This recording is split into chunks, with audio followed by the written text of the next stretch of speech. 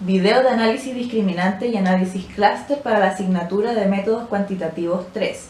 Integrantes Carolina Monsalve, Carolina Aliaga, Melody Reyes y Fernanda Gómez. Comenzaremos con el marco teórico del análisis discriminante.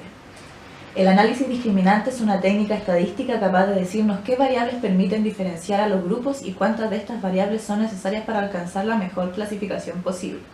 El análisis discriminante consta de una variable dependiente categórica que puede ser nominal u ordinal y dos o más variables independientes cuantitativas que pueden ser de intervalo o razón.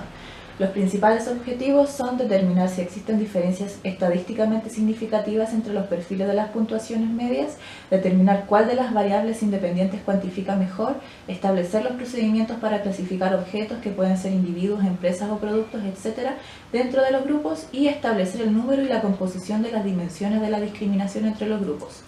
El modelo consta de una variable no métrica y dos o más variables métricas. Los principales estadísticos. El estadístico lambda de Wilks expresa la proporción de variabilidad total no debida a las diferencias entre los grupos. Esta permite contrastar la hipótesis nula de que las medias multivariantes de los grupos son iguales. Por tanto, valores próximos a 1 indicarán un gran parecido entre los grupos, mientras que los valores próximos a 0 indicarán una gran diferencia entre ellos. La gran ventaja diagnóstica del estadístico lambda es que, puesto que se basa en las matrices de varianza-covarianza, puede calcularse antes de obtener las funciones discriminantes. Las etapas. El primer paso es el problema de investigación, donde está la selección de objetivos. El primero es evaluar las diferencias de grupos sobre perfiles multivariantes, clasificar las observaciones en grupos y, por último, identificar las dimensiones de discriminación entre grupos. El segundo paso son los aspectos de diseño de la investigación.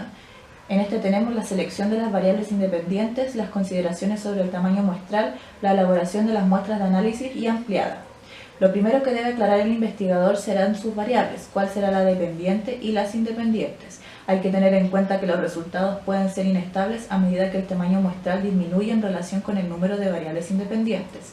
En muchas ocasiones la muestra se divide en submuestras. El procedimiento habitual consiste en dividir el número total de la muestra en dos grupos. Uno de estos grupos, la muestra de análisis, se usa para construir la función discriminante. El segundo grupo, la ampliación de la muestra, se usa para validar la función discriminante. El tercer paso son los supuestos, de normalidad de las variables, la linealidad de las relaciones, la ausencia de multicolinealidad entre las variables independientes, la igualdad de dispersión en las matrices. Los supuestos del análisis discriminante son los mismos que los del análisis de regresión múltiple. Se tiene que cumplir con 5 criterios: linealidad, independencia, homocedasticidad, normalidad, no colinealidad, haciendo especial énfasis en la normalidad. Los datos que no cumplan con este supuesto pueden causar problemas en la estimación de la función discriminante. El cuarto paso, la estimación de las funciones discriminantes, la estimación simultánea o por etapas y la significación de las funciones discriminantes. Se pueden utilizar dos métodos de cálculo para derivar una función discriminante, el método simultáneo y el método por etapas. El método simultáneo es apropiado cuando por razones teóricas el investigador quiere introducir todas las variables independientes en el análisis. Y el método por etapas es útil cuando el investigador quiere considerar un número relativamente grande de variables independientes para incluir en la función. El criterio convencional de 0,05 o superior se utiliza a menudo. Muchos investigadores creen que si la función no es significativa a ese nivel o más, existe poca justificación para seguir adelante. El cuarto paso, la continuación, la evaluación de la exactitud predictiva con matrices de clasificación. Determinar la puntuación de corte óptima, especificar el criterio para valorar el ratio de aciertos y la significación estadística de la exactitud predictiva. La puntuación de corte es el criterio frente al cual cada puntuación discriminante individual es comparada para determinar dentro de qué grupo debe ser clasificado cada objeto. Al construir las matrices de clasificación, el investigador querrá determinar la puntuación de corte óptima, también llamada valor Z crítico. La puntuación de corte óptima diferirá dependiendo del tamaño de los grupos. El ratio de aciertos es el porcentaje correctamente clasificado. La precisión clasificatoria debería ser por lo menos un cuarto mayor que aquella obtenida por aleatoriedad. La capacidad predictiva de la función discriminante se mide con el ratio de aciertos, el cual se obtiene de la matriz de clasificación. Para saber cuál se considera un nivel aceptable de capacidad predictiva se debe determinar primero cuál es el porcentaje que podría ser clasificado aleatoriamente. El quinto paso, la interpretación de la función discriminante. Están las ponderaciones discriminantes, las cargas discriminantes y los valores f parciales. Las variables independientes con ponderaciones relativamente grandes contribuyen más a la capacidad discriminante de la función que las variables con ponderaciones más pequeñas. Las cargas discriminantes, denominadas también correlaciones de estructura, miden la correlación lineal simple entre cada variable independiente y la función discriminante. Las cargas discriminantes reflejan la varianza que las variables independientes comparten con la función discriminante. Cuando se selecciona el método por etapas, se cuenta con un medio adicional de interpretar la capacidad discriminatoria de las variables independientes por medio del uso de los valores parciales de la f. Valores de la f grandes indican una capacidad discriminante mayor. La evaluación de las funciones combinadas, la rotación de las funciones, el índice de potencia, la representación gráfica de los centroides de grupo y la representación gráfica de las cargas. La rotación mantiene la estructura original y la fiabilidad de la solución discriminante, mientras que al mismo tiempo hace que las funciones sean fáciles de interpretar. El índice de potencia es una medida relativa entre todas las variables que señala la capacidad discriminante de cada variable. Incluye tanto la contribución de la variable a la función discriminante como la contribución relativa de la función a la solución global. Las cargas discriminantes se utilizan para reflejar las diferencias de los grupos en las variables predictoras. El sexto paso, la validación de los resultados discriminantes, la división de la muestra o validación cruzada y por último perfilar las diferencias de grupo. Se divide la muestra completa aleatoriamente en muestra de análisis y ampliación de la muestra varias veces, cada vez comprobando la validez de la función a través de la construcción de matrices de clasificación y de un ratio de aciertos. También se sugieren métodos más sofisticados. Los dos enfoques más utilizados son método U y el método Jackknife. Ambos están basados en el principio de dejar uno fuera. La diferencia principalmente entre los dos métodos es que el método U se centra en la precisión clasificatoria, mientras que el enfoque Jackknife centra su atención en la estabilidad de los coeficientes discriminantes. Una vez que se identifican las variables independientes que contribuyen de manera más importante a la discriminación entre los grupos, el próximo paso es perfilar las características de los grupos. Este perfil permite comprender el carácter de cada grupo de acuerdo con las variables predictoras. Ahora presentaremos la parte práctica del análisis discriminante a través de un ejemplo. En este caso utilizaremos un ejemplo de 3 grupos con una variable dependiente de agrupación estado civil, cuyo objetivo es encontrar una combinación lineal de variables independientes que mejor permita diferenciar a los grupos. Y en este caso en particular analizaremos variables independientes que tienen relación al tipo de gastos que realizan mensualmente determinado grupo de sujetos en una muestra. Gastos en shopping, gastos en viaje y gastos básicos, pudiendo finalmente clasificar a un grupo, a un sujeto en un determinado estado civil según el tipo de gasto que realiza mensualmente. En el SPSS tenemos nuestra base de datos con las distintas variables donde solo ocuparemos 3. Nos vamos a analizar, clasificar, discriminante, la variable de agrupación pasamos a estado civil, definimos el rango que en este caso sería de 0 y máximo 2. Las variables independientes que utilizaremos, que son las que discriminan a los grupos, que más discriminan, serían gastos en compra, gastos en viaje y otros gastos, o gastos básicos. Vamos a utilizar el método de inclusión por pasos. Vamos a pedir las medias, correlación entre grupos.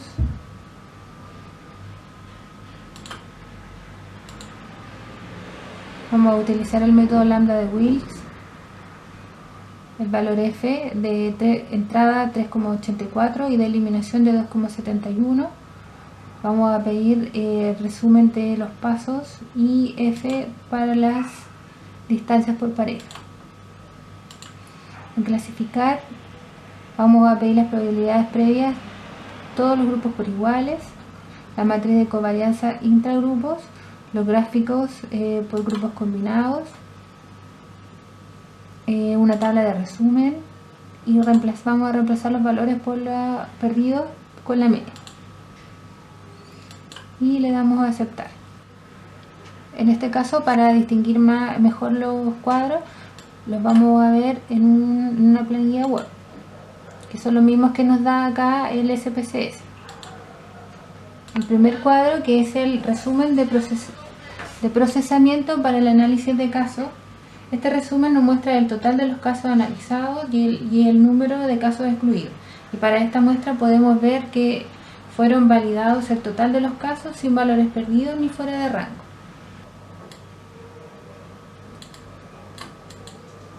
Luego tenemos los estadísticos de grupo. De acuerdo a los estadísticos de grupo podemos apreciar una muestra de 202 sujetos, de los cuales 86 son solteros, 65 casados y 51 separados. También podemos distinguir que los solteros tienen un mayor gasto mensual en shopping, los casados gastan mensualmente más en viajes y los separados destinan la mayor parte de sus ingresos mensuales en gastos básicos. Luego tenemos pruebas de igualdad de las medias de los grupos. Mientras menor sea el valor de lambda-Wilks, mayor es la distancia de los centroides, o sea, f, y por lo tanto mayor son las posibilidades de que las medias de los grupos sean significativamente diferentes. El valor de lambda de Wilks indica que no existe gran diferencia entre los grupos, pero la significancia es buena, por lo tanto puede ser candidato para entrar en la función discriminante. Las matrices intragrupos combinadas nos indican las correlaciones que existen entre las variables predictoras. Luego tenemos los estadísticos por pasos, donde tenemos las variables introducidas y las excluidas. El método utilizado en este caso para la selección de variables por paso es el lambda de Wilks, que selecciona las variables para su introducción en la ecuación, basándose en cuánto contribuyen a disminuir el lambda de Wilks. En cada paso se introduce la variable que minimiza el lambda de Wilks global. El paso 1 explica la diferencia que existe entre el primer grupo con los otros dos grupos. El paso 2 explica la diferencia de los dos últimos grupos con el primer grupo. En este caso podemos apreciar que las variables sí son significativas para discriminar sobre la función. Variables en el análisis. Este cuadro contiene las variables independientes incluidas en el modelo. En el último paso indica que han quedado en el análisis las variables gastos básicos mensuales y gasto en viajes mensuales. Luego tenemos las variables no incluidas en el análisis. Este cuadro podemos ver que las variables que no están incluidas en el análisis, en este caso sería la variable gasto en shopping mensuales, ya que podemos ver que no cumple los requisitos de la F mínima para entrar de 3,84 ni la F máxima para salir de 2,71 y la tolerancia es insuficiente para continuar con el cálculo.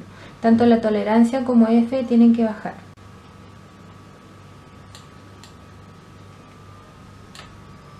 Luego, en la comparación de grupos por pares, este cuadro de comparaciones de grupos por pares nos permite contrastar la hipótesis de igualdad de medias en cada dos grupos. Podemos apreciar en el ejemplo que las distancias f de los centroides son altas, por lo tanto son diferentes y significativamente distintas. En el resumen de las funciones canónicas discriminantes tenemos el cuadro de autovalores, donde los autovalores de las dos funciones que componen el modelo son muy parecidas. La función 1 separa el primer grupo del resto de los dos grupos, explicando un 57,2% de la variabilidad de la muestra, y la función 2 separa a los dos grupos restantes del grupo 1, explicando un 42,8% de la variabilidad de la muestra. La correlación canónica es alta en ambas funciones, por lo tanto, lo que podemos suponer es que las variables discriminantes utilizadas sí nos permiten distinguir entre los grupos y el autovalor también son altos. Luego, en este cuadro de lambda de Wilks, el modelo lo encontramos en el contraste de las funciones del 1 al 2, donde incluye todos los grupos analizados y apreciamos que el lambda de Wilks es bajo, lo que significa que los centroides de cada grupo no están tan cerca unos de otros. Por lo tanto, podemos inferir que sí existe diferencia a partir de las variables y sí son significativas. En los coeficientes estandarizados de las funciones discriminantes canónicas, las funciones se encuentran siempre ordenadas en correspondencia con los autovalores, siendo la primera función de mayor capacidad discriminativa. Luego, en la matriz de estructura, nos muestra los coeficientes de correlación entre las variables independientes y las puntuaciones discriminantes de cada función. El coeficiente más alto de cada variable está marcado con un asterisco e indica cuál es la variable que más discrimina en esa función. En nuestro ejemplo, la primera función correlaciona con gastos básicos mensuales y gastos en shopping mensuales. La segunda función correlaciona con la variable gastos en viajes mensuales. En el cuadro función en los centroides de los grupos, esta tabla muestra la ubicación de los centroides en cada una de las funciones discriminantes. La primera función distingue fundamentalmente a los solteros de los casados y separados. En la segunda función distingue al grupo de los casados y separados cuyos centroides están ubicados en la parte positiva de los centroides de los solteros, que está ubicado en la parte negativa. Estadísticos de clasificación. Cuadro de resumen del proceso de clasificación. Acá nos muestra que tenemos 202 casos procesados, 0 fuera de rango y 0 casos excluidos o pérdidas de variables. En este diagrama de dispersión muestra todos los casos utilizados en el análisis sobre el plano definido por las dos funciones discriminantes. Los casos están identificados por el estado civil de las personas.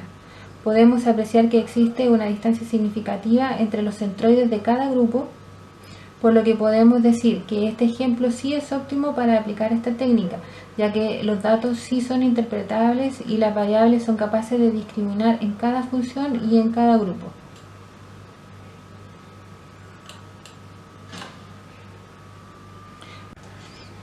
Esta tabla nos ofrece los resultados de la clasificación y nos indica que se ha clasificado correctamente el 77,2% de las personas, lo cual, comparado con el 33% esperable en una clasificación completamente al azar, puede interpretarse como una mejora considerable. Los errores de clasificación no se distribuyen de manera simétrica. En el grupo de personas solteras se consigue el porcentaje más alto de clasificación correcta, con un 91,9% frente a un porcentaje de un 80% en el grupo de los casados y del 49% en el grupo de los separados. El porcentaje de mayor clasificación correcta se da precisamente en el grupo de mayor tamaño. Basándose en las diferencias de los porcentajes de clasificación correcta de cada grupo, podemos afirmar que las personas solteras se confunden en un porcentaje mayoritariamente con las personas separadas. Marco teórico, análisis de clúster. Análisis factorial versus análisis de clúster. El análisis factorial es una prueba paramétrica, debe seguir criterios como normalidad, linealidad, etc. y agrupa factores, mientras que el análisis clúster es una prueba no paramétrica, no debe seguir ningún criterio y agrupa conglomerados. Análisis clúster y objetivos. El análisis clúster es una técnica multivariante que agrupa variables en conglomerados lo más homogéneo posible. Estas variables pueden ser cualitativas o cuantitativas, siempre y cuando las cuantitativas estén estandarizadas. Utilizar procedimientos jerárquicos, identificar similitud, determinar método y formar conglomerados. Todos los métodos de análisis clúster son de carácter exploratorio. Existen dos tipos de análisis. Jerárquico es ideal para determinar el número óptimo de conglomerados existentes en los datos y el contenido de los mismos. Y el de K-media permite procesar un número ilimitado de casos, pero solo se puede utilizar un método de aglomeración y requiere que se proponga previamente un número de conglomerados que se desea obtener. Este es el modelo del análisis clúster. Principales estadísticos. Centro de conglomerados iniciales. Indican los casos que el procedimiento selecciona como centros iniciales de los conglomerados, los selecciona por defecto. Luego de asignar los centros de conglomerados, cada caso se debe unir con el centro que tenga más próximo y así simplificar la cantidad de conglomerados. Etapas. Paso 1. Objetivo del análisis. Descripción de taxonomía. Determina la forma en que se clasificarán los conglomerados. Simplificación de datos. Gracias a la taxonomía se puede tener una perspectiva más simplificada de las observaciones, por lo tanto, en lugar de ver las observaciones como únicas, pueden ser consideradas como parte del conglomerado. Identificación de relación. Por la estructura de los datos representados en conglomerados se puede revelar la relación entre observaciones. Selección de variables. Se deben utilizar variables que caractericen a los objetos, ya que de lo contrario se crearían grupos atípicos. Paso 2. Diseño de la investigación. Selección de atípicos. Los atípicos pueden representar observaciones verdaderamente aberrantes que no son representativas de la población en general o también una muestra reducida del grupo de la población, lo que provoca una mala representación. En este caso, cada atípico se evaluaría según su representatividad respecto a la población y eliminarlos del análisis si se consideran que no son representativos. Medidas de similitud. Mientras más cerca están los casos, más similitud habrá, por lo tanto, deben agruparse en el mismo conglomerado. Existen 3 modelos de medida de similitud. Medida de correlación. Al igual que cualquier correlación, elevadas correlaciones indican similitud y bajas correlaciones indican falta de similitud. Medidas de distancia. Esta medida se centra en la magnitud de los valores y representa cada casos similares que están juntos pero que tienen pautas diferentes para todas las variables. Existen 2 tipos de medidas de distancia, la distancia euclidia y la distancia absoluta. Medidas de asociación. Pongamos el ejemplo de los encuestados responden sí o no. Una medida de asociación podría evaluar el grado de acercamiento entre cada persona encuestada. La forma más simple sería el porcentaje de veces que existió acuerdo, todos los que dicen sí o todos los que dicen no. Tipificación de datos. Existen 2 formas de estandarizar los datos. Estandarización por variables. La forma más común de estandarización es la conversión de cada variable a puntuaciones estándar, conocidas como puntaje Z. Estandarización por observación. En este caso, la estandarización por encuestado sería por la puntuación media del encuestado y no por la media de la muestra. Paso 3. Supuestos. Representatividad de la muestra. En este tipo de supuestos se debe analizar con cautela la muestra, ya que si llegamos a tener algún caso atípico, podría afectar considerablemente el resultado. Impacto de la multicolinealidad. En el análisis clúster las variables multicolineales están implícitamente ponderadas con más fuerza, por lo que también se debe analizar con mucho cuidado cada una de las variables para que no ocurra una mala representatividad de los datos. Paso 4. Obtención de conglomerados y valoración del ajuste conjunto. Existen 2 categorías, jerárquico y no jerárquico. Discutiremos primero los jerárquicos. Procedimiento jerárquico consiste en la construcción de una estructura en forma de árbol. Existen 2 tipos de procedimientos jerárquicos, de aglomeración y divisivos. En el método aglomerativo, los conglomerados se van uniendo entre sí según la cercanía que haya entre cada conglomerado para ir disminuyendo con el número de conglomerados. El método divisivo es totalmente opuesto al método aglomerativo, ya que se comienza con un gran número de conglomerados que contienen todas las observaciones. Luego las observaciones que son más diferentes se dividen y se construyen conglomerados más pequeños. Son 5 los algoritmos más habituales para desarrollar conglomerados. 1. Encadenamiento simple. El procedimiento del encadenamiento simple se basa en la distancia mínima. Encuentra los 2 objetos separados por la distancia más corta y los coloca en el primer conglomerado. Encadenamiento completo. Es todo lo contrario al encadenamiento simple, ya que este se encadena por su distancia máxima. Encadenamiento medio. El criterio de aglomeración es la distancia media de todos los individuos de un conglomerado con todos los individuos del otro. Método de Ward. La distancia de 2 conglomerados es la suma de los cuadrados entre 2 conglomerados sumados para todas las variables. Método del centroide. La distancia entre los conglomerados es la distancia entre sus centroides. Los centroides de los grupos son los valores medios de las observaciones de las variables en el valor teórico del conglomerado. Procedimientos no jerárquicos. El proceso opera de la siguiente forma. Se selecciona una semilla de conglomerado como centro de conglomerado inicial y todos los objetos dentro de una distancia umbral previamente especificada se incluyen dentro del conglomerado resultante. Se utiliza una de las siguientes aproximaciones para asignar las observaciones individuales de uno de los conglomerados.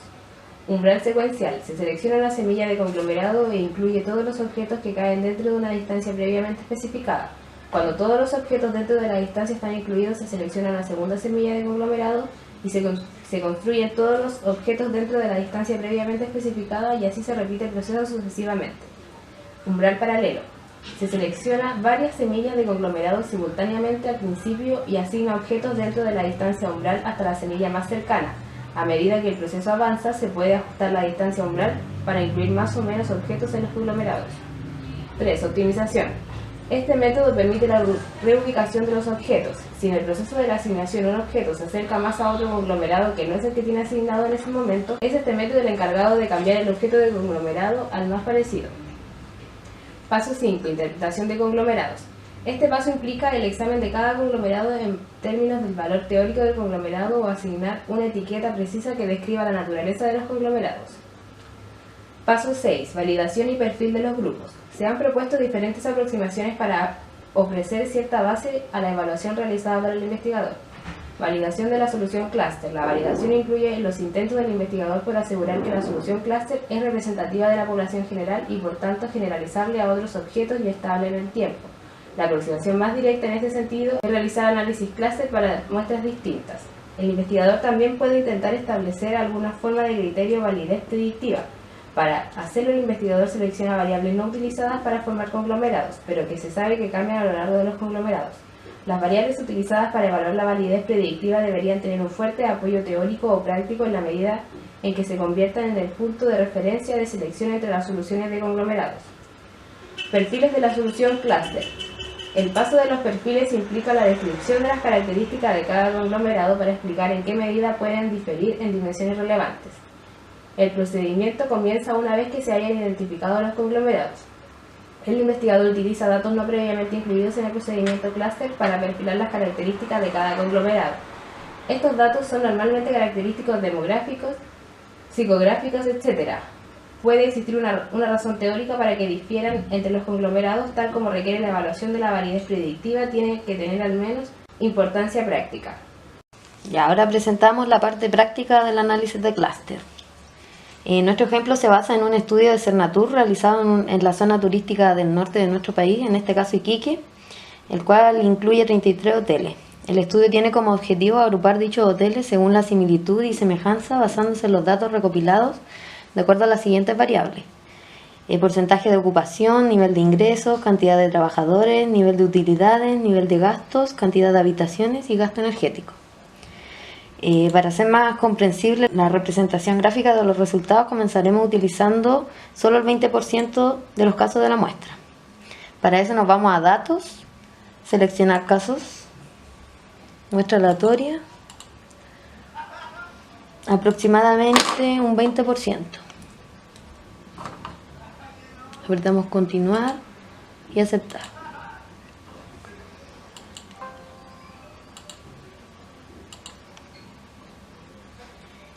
Así el archivo de datos queda filtrado, dejando disponible solo el 6,6 de los 33 casos existentes.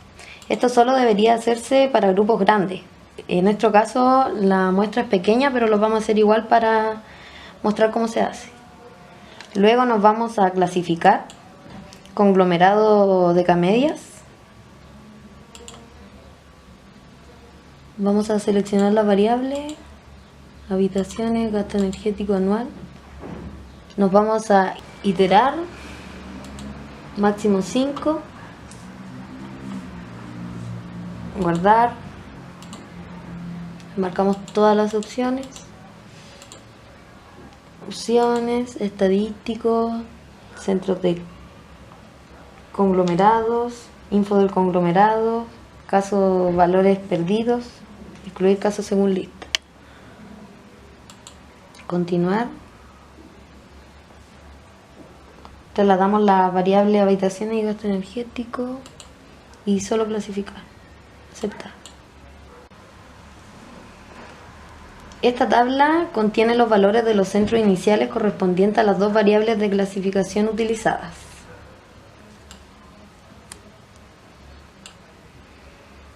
La tabla de pertenencia de los conglomerados. En esta podemos ver cuáles son los casos que pertenecen a cada conglomerado y cuál es la distancia de estos casos en cada conglomerado, pudiendo concluir que los puntos extremos o las distancias más lejanas serían el Hotel Costa en el conglomerado 1 y el Hotel de Profesor en el conglomerado 2.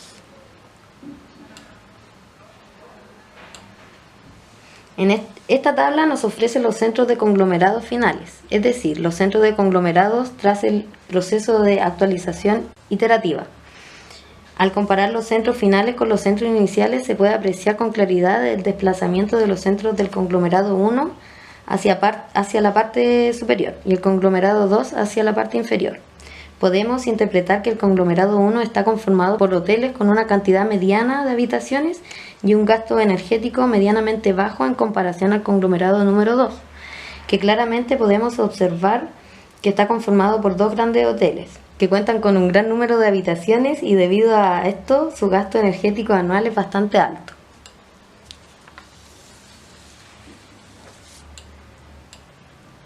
Este cuadro nos muestra la distancia que existen entre los centros de cada conglomerado, la cual por supuesto debe ser la misma.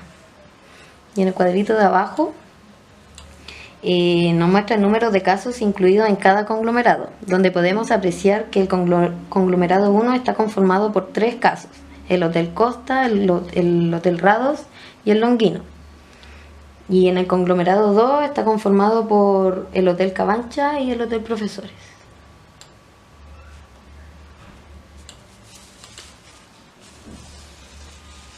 En el diagrama de dispersión están representados el número de habitaciones y el gasto energético de los 5 casos, que en este caso representan el 20% de un total de 33 hoteles.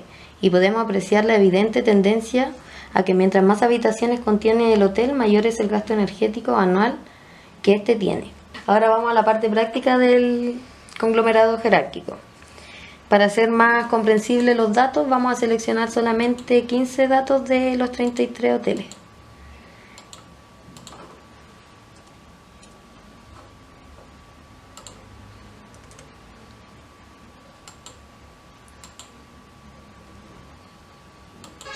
Y ahora nos vamos a clasificar conglomerados jerárquicos,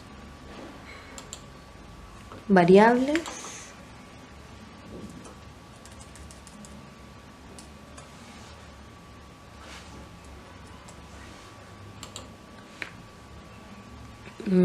estadísticos, historial de conglomeración, matriz de distancia, conglomerado de pertenencia. Vamos a pedir 3, continuar. En los gráficos vamos a pedir el dendrograma, témpanos, todos los conglomerados, orientación vertical, método, vinculación intergrupos, medida de distancia euclidia del cuadrado, puntuación Z por variable. Y ahora apretamos aceptar. Este cuadro nos muestra el resumen de casos procesados, que en este caso son 15 y 0 caso perdido. La medida utilizada es la distancia euclidia al cuadrado.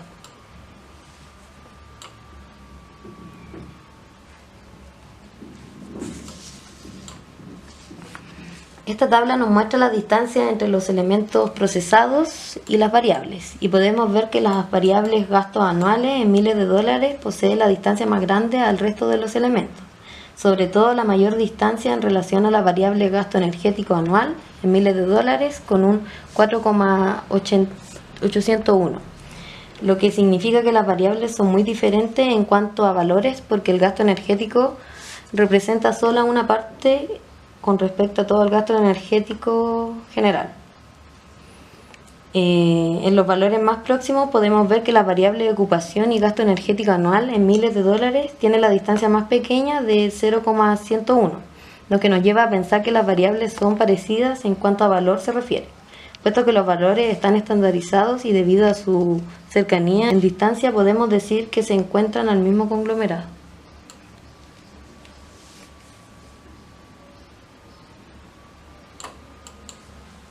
En la columna conglomerado que se combina, nos informa sobre los conglomerados fusionados en cada etapa.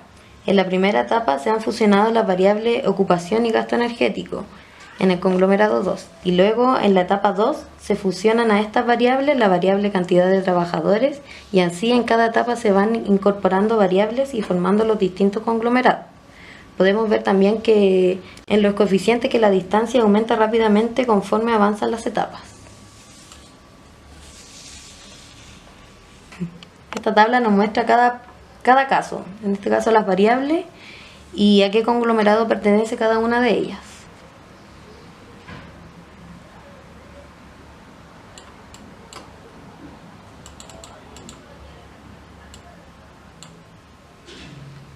Este es el diagrama de témpanos y muestra el proceso de fusión de elementos que se realiza paso a paso.